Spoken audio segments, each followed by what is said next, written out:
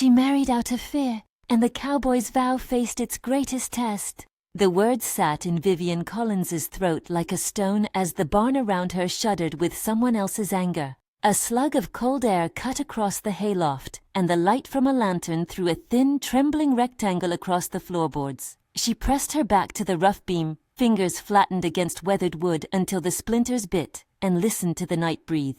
Footsteps brushed the yard below, boots on packed dirt, no careless clatter, measured like a search. A man's voice rumbled then, low and syrup-thick with the sort of ownership she'd spent the last 3 months learning to dread.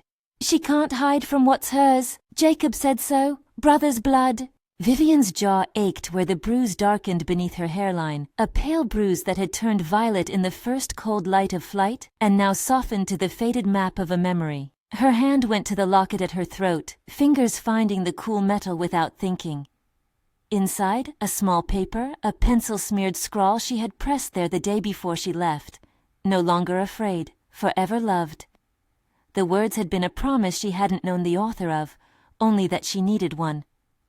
A board creaked below. Voices shifted. Someone laughed, too loud for the dark. Her nails dug under the locket's rim and she breathed through the pain, counting steadier than her heart. The barn was a place that smelled of hay and horses and old rain. It had been where men mended harnesses and children chased chickens when times were easier.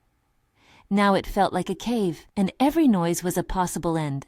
Vivien listened to the rhythm of the house, another voice calling, a lantern clinking, the steady thud of a horse shifting its weight, and thought of the small things she had lost. A quiet laugh over a late supper, the way morning light once slipped through curtains and made dust into gold. She pressed herself deeper into the shadow and tried not to imagine the hands that had put the bruise there. The floorboards below vibrated as boots stopped at the barn door. A hand pushed the heavy plank, and a moonbeam cut through the dim like a sliver of cold. A tall figure filled the doorway for a moment, shoulders broad, hat crooked against the light. He bent to tie a strap at his boot, and the lantern at his belt sent a warm pool over the hay.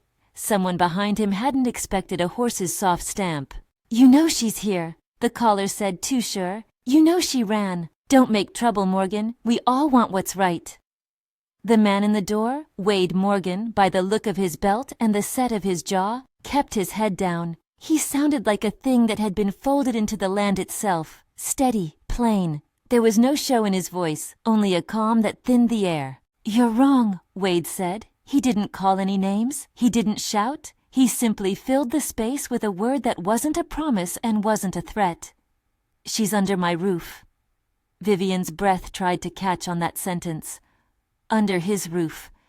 It was a phrase that belonged to hearth and home, not to the kind of men who marked people like cattle. The other voice, shorter and sharper with anger, answered with a step forward that made the barn's single window tremble.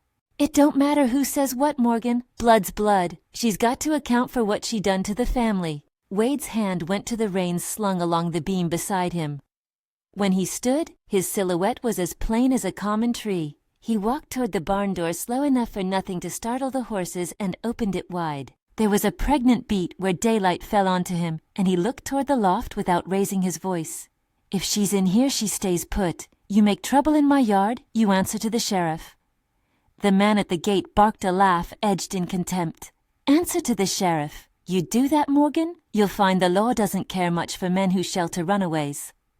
A soft metallic sound, perhaps a knife or a spoon, moved in the other man's hand. The laugh turned brittle. Vivien's hands trembled against the beam. She wanted to stand and shout to be seen, to beg. She wanted to remain invisible and keep from being pulled back into a life that tightened its grip with every bruised night. Her throat had dried to paper. The barn smelled of hay and the faint iron of old wounds. She could hear Wade's boots on the ladder as he climbed the loft rungs. He passed within a few feet of her, and for a second she felt the old reflex of flinching. But the hand that brushed the beam beside hers didn't reach for her. It rested there, a space, as if to say he would not take without asking. "You can come down," Wade said quietly. "I can't ask the men to believe me if they see nothing."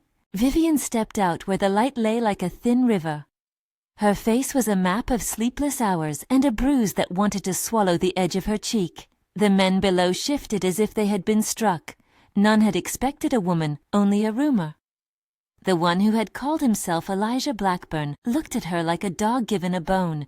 His brown eyes were blunt and possessive.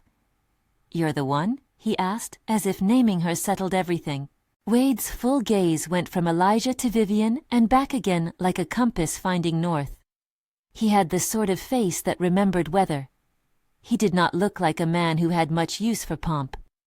"You come into my barn, you answer right? No man takes a woman under that kind of claim on my land." Elijah spat. "You think you can stop what's owed? He was my brother. He had a debt. Some debts are yours and some are not." Wade's words were steady as the pasture fence. "You don't take a person because of a grudge," the other men muttered. A hand moved to a belt. The movement was small, but it carried enough meaning to make Vivien swallow. The air hummed with danger. The one thing she had learned was that a man's belief in his right could become a danger faster than any gun. Elijah lifted a heavy brow. "You talk like you own this place." Wade's lean smile was almost empty. "I'll not let you own what a woman can't freely give, not while I draw breath." The phrase landed like a blow. Vivien felt it in her ribs, equal parts promise and defiance. The men stilled. Elijah's hand clenched, the veins in his jaw a tight rope. You could see his temper like a flint ready to strike. "I ain't asking for trouble," Elijah said through his teeth. "You make trouble for your neighbors, Morgan, and you get trouble on your head." Wade looked at him as if weighing a length of rope. "Then you'll mind your business?" The standoff did not snap into a gunfight. There was no honorable duel, no dramatic explosion of bullets. Instead, Elijah took a slow step back, the kind of retreat you make when you think the flank is uncertain. He spat into the dirt as if that would clean the moment, and then he walked off with his men, their silhouettes swallowed by the night. The lantern light in Wade's hand cast a long shadow across the yard. Vivien's knees trembled. She had never seen force come in such quiet. It felt like being rescued without clamor, like someone had taken the edge off the world. Wade climbed the loft where she sat and set the lantern on a bale of hay. Close enough now, she could see the line of a scar beside his ear and the way his hands looked, broad, with calluses that had the memory of rope and leather. He didn't say anything for a long time. He simply watched the yard until the last sound of hooves died away. When he did speak, his voice was small enough to be private. "You all right?" Vivien's tongue worked against the words. I don't know."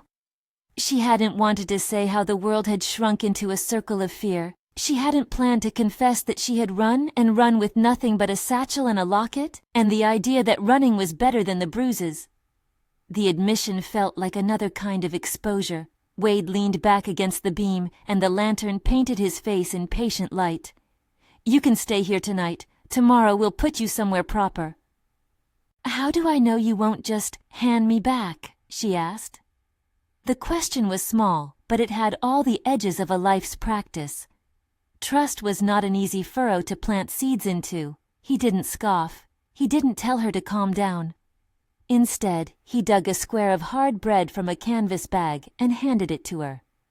"You can take your things. There's coffee on the stove, and I'll have Mrs. Halloway make you a bed. Ain't no man will take you by force in my place." His certainty steadied something in her that had been shaking since the man's hand had locked around her clavicle 2 towns over. She ate bread that tasted of dust and kindness and felt, for the first time in months, a hunger other than fear. A hunger for a life she might not only survive but live. He did not speak of marriage that first night. He did not bow and pledge or make grand declarations.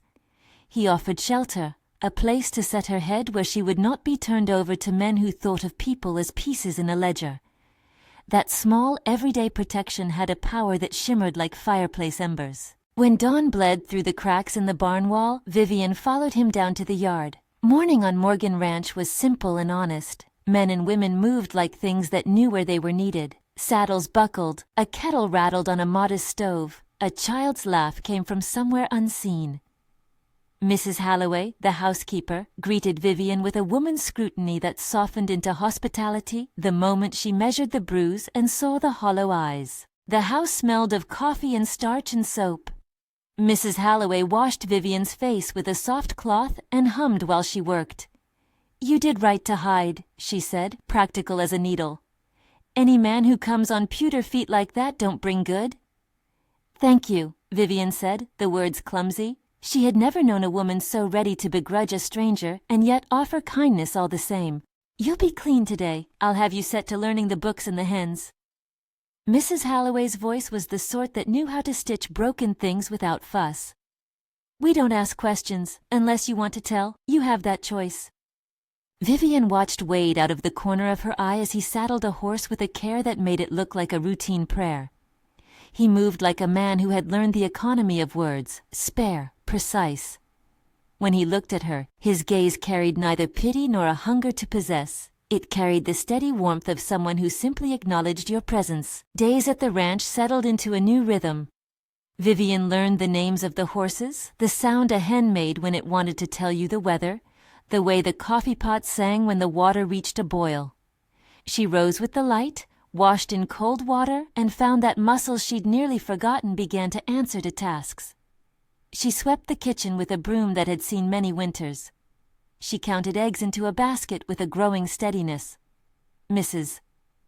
Halloway taught her how to don a shirt, how to stitch an invisible seam. It was in the smallness of chores that trust crept, slow as ivy, between the boards of her heart. Wade would bring the ledger in on an evening, and she would sit by the table with a lamp and his handwriting across the pages, numbers and small notes. He didn't stand over her. He'd sit opposite, shoulders relaxed, and he would say nothing except a question when she seemed puzzled. Once, when her hands trembled, he folded the corner of a page to show her a steady line of account, as if the world could be made sensible by simple arithmetic. "You learn quick," he said once, not as praise but as an observation. "I learned how not to be noticed," she said, and could feel the old shame in the quip. He did not laugh at her. He did not chastise.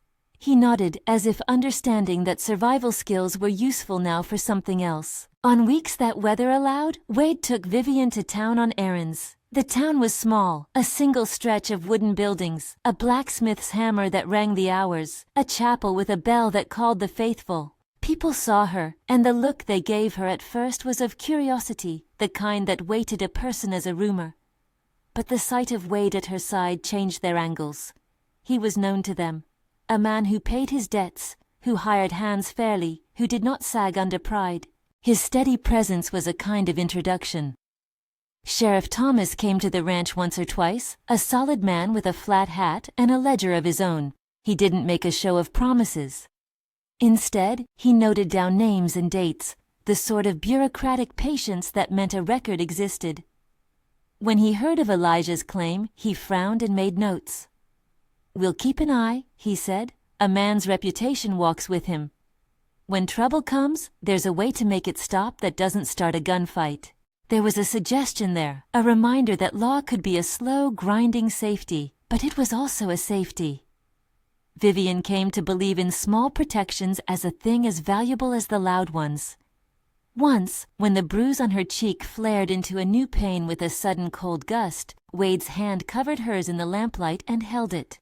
"I don't make a show of being brave," he said, "but there's no point in being brave if it don't help anyone." And in the evenings, when the work of the day tucked itself away and the sky burned like a low fire, Vivien would step outside onto the porch and watch the sun drop behind the ridge. The bruise faded like a tidal mark. She would fold the locket in her palm and read the paper inside again. The words felt less like something she'd scrawled in a panic and more like a seed that might yet take root. For all the calm, though, the world beyond the ridge could still be violent. Rumors reached them, the kind that made small towns restless.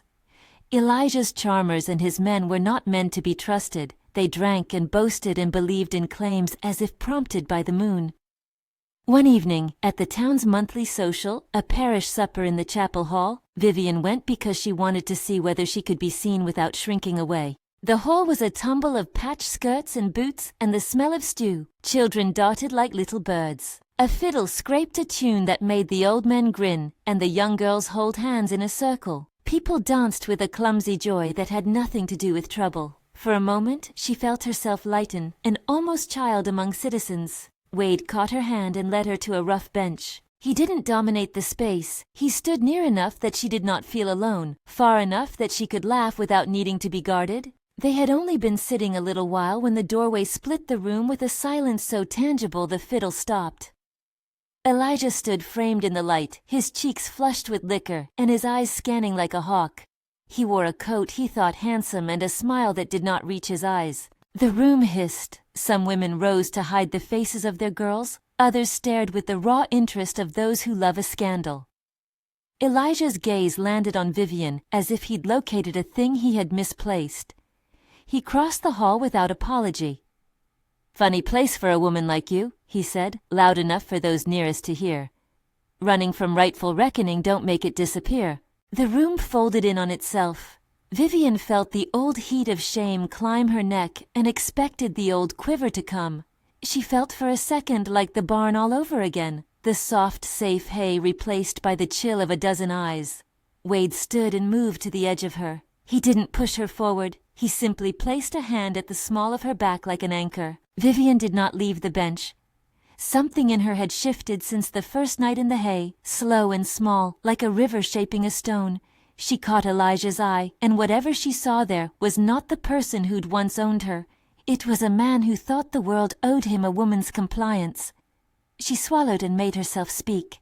"I'm not running from anything I own," she said, voice thin but steady. The words surprised her as much as any other person in that dim hall. People muttered. Wade's eyes flicked to her, and a ghost of a question passed over his face. Pride mixed with an ache, perhaps, at seeing a woman he sheltered step forward. Elijah's jaw worked. "You speak like you know how to speak," he sneered. "There's a right way things are handled." There was a hum in the air then, the kind of uncomfortable murmur a town knows how to make when it watches a possible fight. Several men rose, glances moving from Wade to the sheriff in the doorway. The sheriff's hat was a steady rock in the hall. He lifted a hand as if to say he'd keep it civil. Law had a way of turning a loud scene into a ledger. "You say your piece," Sheriff Thomas said, voice like a worn bell. "But no man takes a claim over a woman and expects folks here to let him make trouble." Elijah laughed a laugh that had no joy. "A sheriff says lots of things. He don't always do them." Wade's hand stayed at Vivien's back. He didn't take command of the situation as much as he provided a line of ordinary decency. "You take that talk out of this place," he said. "Take it far. We don't settle matters with a fuss of wild talk." The crowd shifted. Some edged away, unwilling to be close to trouble. Vivien felt the protective net the way a fish feels the stream, less obvious than the catch, but present. The social ended with people slipping out into the night like moths, and Vivien walking beside Wade beneath a sky bright with stars. On the ride home, she rested her head back against the stall and felt him beside her. "I didn't want to make a show of you," Wade said finally, "but you did good." "I don't know if it was good," she whispered. The memory of the barn, the fear, the bruise, they were like a track of ink you could not quite scrub out. But she had spoken. She had not bowed. The fact mattered. It felt like a seed crackling under frost. Wade's hand found the reins and tightened them once. "You tell me when you're ready to stand. I won't push you farther than you mean to go." After that night, Vivien slept more easily. When she rose each morning to feed the hens, the bruise on her face seemed less like a brand and more like a map with places where the ink had smudged. She began to dream of a future less like an endless flight and more like a small room at the end of a long day, a place to mend and be mended. Yet Elijah's shadow did not shrink. A week after the social, a horse's hoof sounded under the moon, and a muffled knock at the ranch house window pulled everyone awake. Mrs. Halloway's candle hesitated in the socket as if it could not quite believe that trouble had returned. Wade was at the door in an instant, coat thrown, hat on. The man at the window was a scout from town, and he breathed the news in a quick whisper.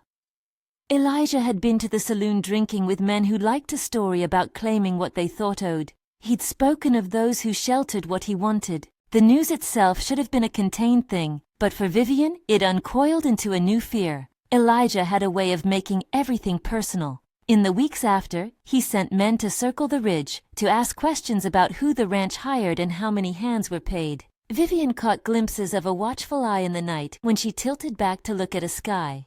The idea of safety felt precarious. One night, a rider's silhouette crested the ridge and turned instead of toward the house, as if catching scent of the wrongness and choosing to delay. But the delay was not a solution. It was a reminder. Wade called an after-dinner meeting in the parlor. He placed a small knot of plans on the table like stones. We can send word to Sheriff Thomas to keep an eye. We can put a neighbor on watch when the light falls. His voice was businesslike. He wrote down names. Mrs. Halloway closed the shutters and set a kettle to boil as if sealing them with ritual. Vivien watched him plan and felt a tightening somewhere near the bruise. Protection could be arranged, but a thought gnawed at her. What if protection meant ceding the only part of herself she had left to choose, her life? That night, Wade sat on the porch steps and whittled a bit of wood. The sound was small, ancient, a thing that seemed to cut the air of worry into smaller parts. He hadn't offered marriage in that meeting. He had not made his house a court of final claim. He set his knife to the wood and watched the curls fall. "You can leave," he said suddenly, not looking up. "If you think I'm just keeping you until Elijah forgets, you can go." Vivien turned the locket between her fingers and watched the shadow of the porch light move. Her voice was small, but there was steel in it now. "I could leave. I've done it before." "You could," he agreed. "But if you go, you'll be running again, and you deserve more than running." She pictured the night she'd fled, the satchel, the clumsy bravery that had sent her away. She thought of a life stitched of quiet days and rising with the sun rather than fleeing from it. The picture tempted her. Still, she weighed the thought of permanence, marriage, and a chill passed through her at the memory of hands like Elijah's claiming rights. "What if your permanence is different?" she said. "What if it's another kind of claim?" Wade's hands stilled on the whittling. He looked up then, and the lamplight softened the hard lines of his face. "The way I see it," he said slowly, "there's a difference between owning and standing by. I don't want to own you. I want to be there. I don't want to possess. I want to keep." The word, keep, hung between them like the name of a thing not yet done. Vivien's throat bobbed. "And if I say no? If I say I'm not ready to be someone's kept thing?" "You say no," he said, voice utterly quiet. "I'll let you go, with my blessing and my door open. I'm not the sort to chain a person to a place." He was honest. It was a kind of honesty that laid down a rod and asked only that she measure herself against it. Vivien closed the locket and slid it back beneath her gown where it rested against her heart. Weeks lengthened. The bruise faded until it was merely a pale memory beneath the skin. She and Wade learned each other's silences. Mrs. Halloway taught her how to darn socks without looking like a seamstress in the window. Sheriff Thomas's visits became less frequent, and his ledger no longer needed new notes of violence. A fragile piece set like frost, a brittle thing that could crack but also could reflect the light in a particular way. Then, one rain-silvered night, a horseman came to the porch with a face as damp as the road. His news was sharp. Elijah had been arrested in a neighboring town after a brawl ended with a broken jaw. He'd been taken by the sheriff there for disturbing the peace. The message in the man's eyes suggested a tidy closure, and the ranch breathed like a place skipping a stone across water. For a few days, it felt as if the net had been raised. Vivien dared to believe in a future that did not include sudden knocks in the night. It was then that Wade did something that made her heartbeat jump into a new rhythm. They sat by the hearth after supper. The house smelled of stew and wood smoke and Mrs. Halloway's baking. Wade's hands were folded around a cup. He set it down with care and took a breath as if arranging his words. "I've been thinking," he said, and looked at her so plainly she felt red. "There's the law, and there's the way folks see things. If Elijah tries to make trouble when he's out, folks will look at you different. They'll talk. I don't want you to have to carry the weight of that talk." Vivien's pulse beat like a thin drum. She knew where he was going, and the thought of it made her stomach drop and soar at once. "We could move you to town," she started, then stopped. The idea felt like exile in a different direction. Wade shook his head in the way of a man who'd thought it through. "I can offer you a name that'll make folks look twice. I'm offering more than my roof. I'm offering my name and my standing. If you take it, it ain't meant to take from you. It's meant to make sure folks reckon with the fact you ain't anyone's commodity." Vivien heard the words, felt their weight settle. A name could be a shield. A name could insist the world grant you respect it otherwise withheld, but a name, once taken, also bore expectations. "I married out of fear," she wanted to say, "not as shame but as fact." The admission thrummed like a wire. It was true. She had agreed to a union not for love but for survival. But could a union that began in fear become something else? Could it grow? Wade's gaze held her with the kind of patience that made things possible. He didn't preach nor bargain. He said only, "I don't ask you to promise I'll fix the whole world for you. I just ask if you'll let me stand between you and men who think they own someone." The next morning, before the sun had lifted fully out of the low horizon, Vivien sat on the back steps and looked at the locket. The inscription, once a hurried scrawl, read now like a vow she could shape into life.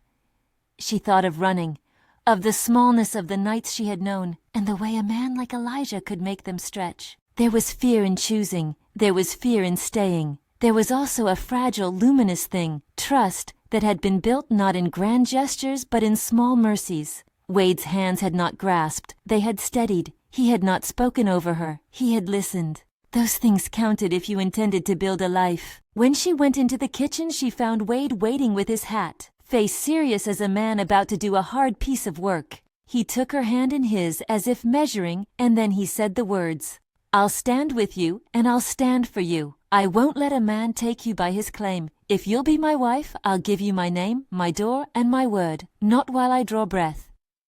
The phrase landed, echoing the first time he had used it in the barn. Only now it held more than the straightness of a promise. It carried history wrapped in present.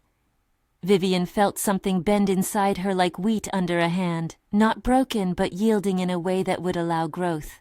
She could have refused. The moment was hers to keep. Instead, she folded the locket into her palm like a small secret sun, and when she looked at him, the fear had changed to a different color. Possibility. "Then let's do it," she said softly. The words trembled, but they were hers. There was no grand sermon. The wedding was simple, a chaplain with a thin voice, Mrs. Halloway with her neat hands, Sheriff Thomas standing as witness in his hat. The parish bell chimed small and true. Vivien wore a plain dress she had mended herself, seams patched with more care than decoration. Wade stood beside her, his hat in his hands, as solemn and honest as the land. When he said the words, when he placed his hand over hers and looked into her face, he spoke plainly. "I promise to watch over you, to give you my name and my house, and to honor your right to every choice that is yours. I will not claim you as property. I will protect you, yes, but never possess you, not while I draw breath." Vivien felt the vow like a warm hand laid over the bruise, gentle, not erasing the mark, but covering it with care. She gave her assent not from a place of complete certainty, but from a place where fear had been turned into an active decision. It felt, in that moment, both like surrender and defiance. Surrender to the need for safety, and defiance against a world that would dictate the terms. They were married in the quiet way a storm is sometimes followed by a hush. Hands were clapped on backs. Mrs. Halloway packed them stew for the road. The first night in their shared house was not one of feverish passion but of cautious tenderness. He made no claims he could not keep. He softened a blanket around her, as if she were a child, and kissed her forehead like a benediction. Vivien slept and woke in a house that was both secure and unfamiliar. The locket lay against her skin, and the bruise faded further. She could not say that her fear dissolved. It had been the seed of the marriage after all. But in its place, something like steadiness began to grow, watered by small kindnesses. The weeks that followed were not miraculous. Life had the ordinary demands of work and repair. Wade proved himself faithful, not simply by the presence of his arm in a fight, but by the daily patient things, coming in with coal on a cold morning, fixing the broken cartwheel without complaint, asking how she wanted the garden laid out. The community, too, adjusted. People spoke differently to Vivien when introduced as Mrs. Morgan. There was a dignity in the name, an ordinariness that kept some hands off.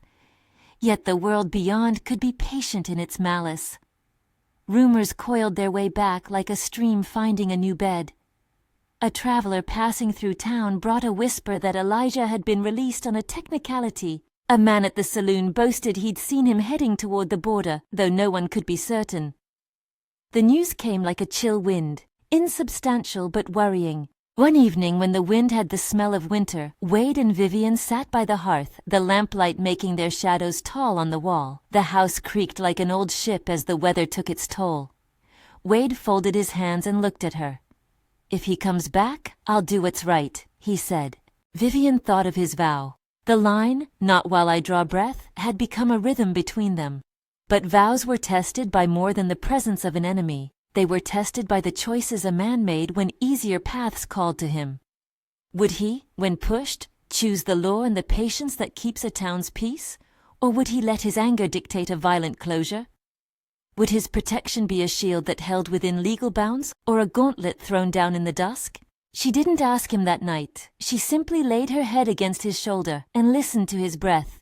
The answer would come, she knew, not in songs or proclamations, but in the way he moved when the time came. And time, like weather, had a way of forcing decisions. In the dark beyond the window, a shape moved that might have been a branch. The wind took a breath and held it.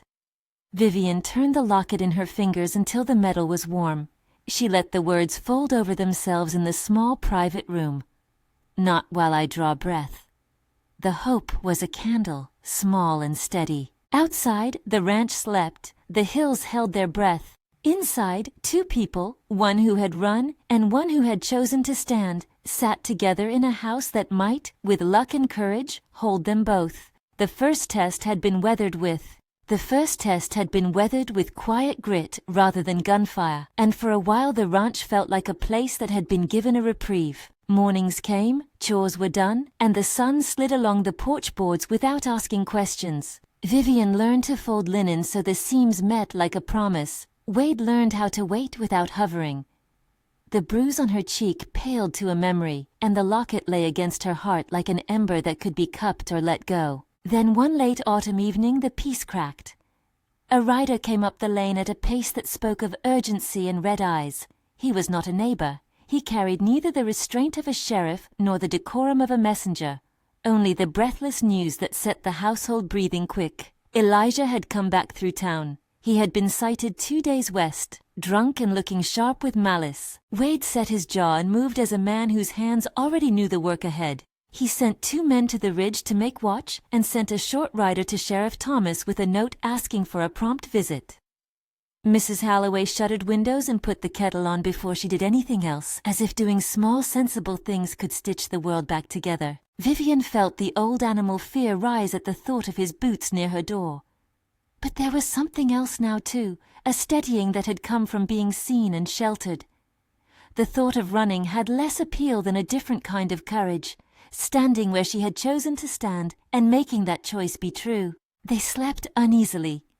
Dawn was a thin silver when the first rider returned with word. A band of men rode on the next ridge, and Elijah rode at their head.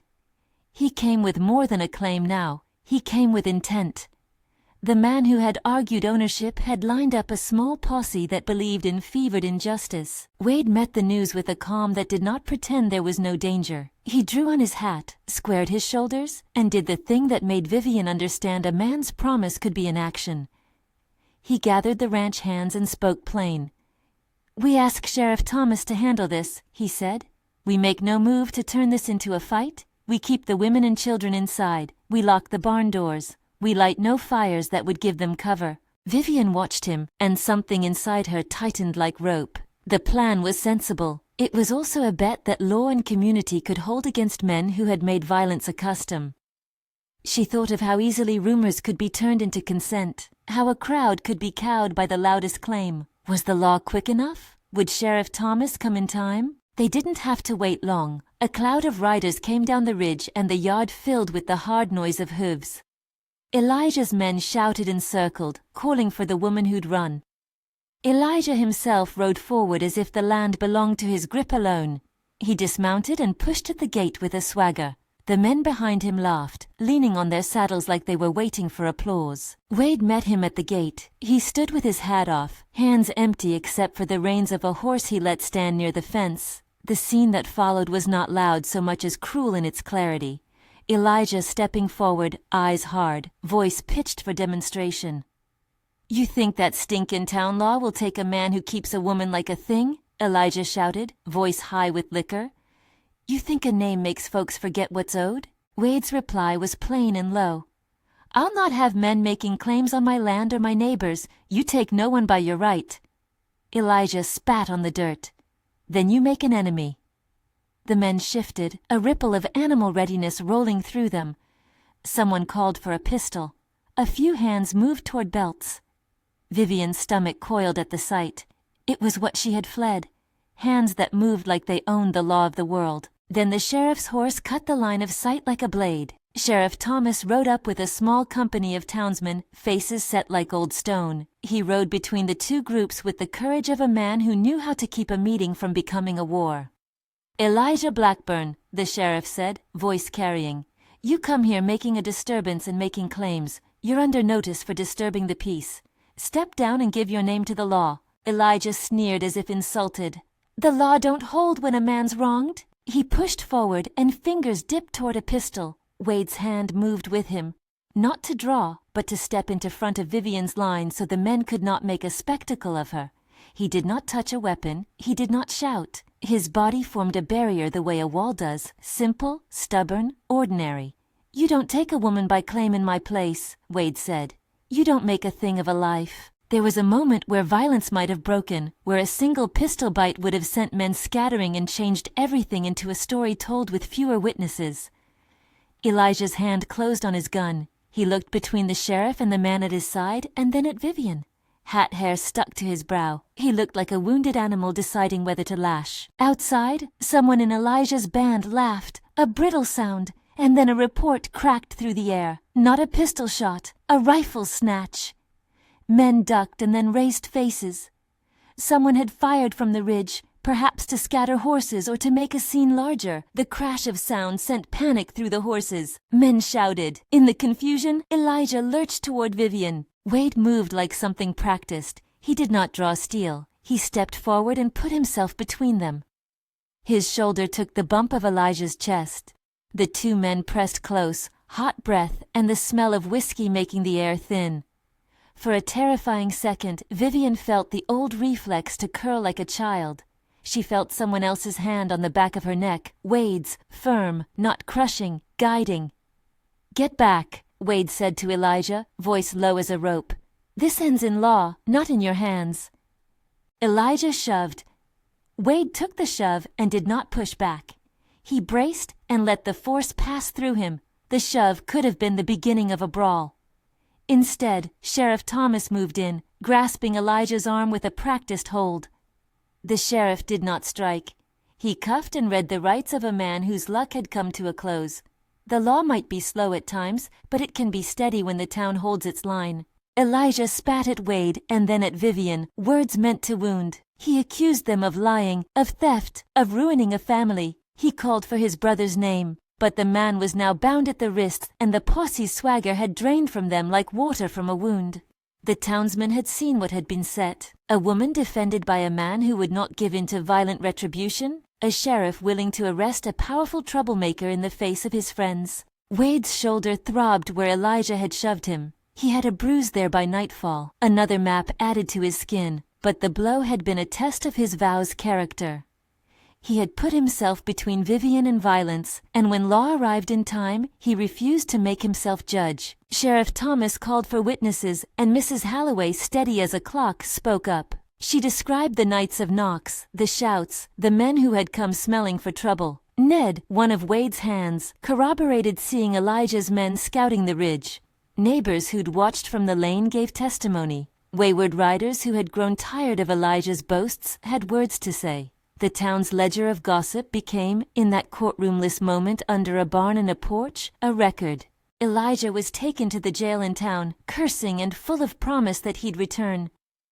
In the small gathering that remained by the gate, Wade turned to Vivien. His voice had changed, the gravel of the day settling into something else. He took her hand in both of his, careful as if the touch could be a promise not only spoken but kept in muscle. "Are you hurt?" he asked. He did not ask whether she was afraid. There was no need. He had seen that. He asked about her body because he wanted to know the practical truth. She shook her head, though the shaking was small and not wholly convincing. Her throat tightened with words she hadn't yet chosen. "You did what you said," she whispered. "You stood in front." Wade's fingers tightened for a breath. Up close, she could see the thin line where blood had puckered under his skin by his ear from the shove. "I said I'd stand," he said. "Not while I draw breath." The phrase was the same, but the sound of it after the night's clamour had a new weight. It was not a boast, it was a record kept in the flesh. That night the house slept in a softer quiet. The barn door closed with a different kind of click, a lock bidden by justice rather than fear. Elijah's arrest did not end the story of himself or those who had given him support. There were whispers of technicalities and threats of vindication from other towns. When he was held for a hearing with the magistrate, his counsel argued that the men had come looking merely for talk and that arrests were heavy-handed. The defense tried to paint Vivien as an instigator and Wade as an agitator. It was the sort of thing towns could do, turn the victim into a character in a tale that suited a man's need to be right. Vivien sat in the magistrate's small room, the light from the window making a strip across the wooden floor. Sheriff Thomas had cleared space for her to speak freely. Her hands lay folded in her lap around the locket, its cool metal steadying her. She felt suddenly the full measure of what truth could cost.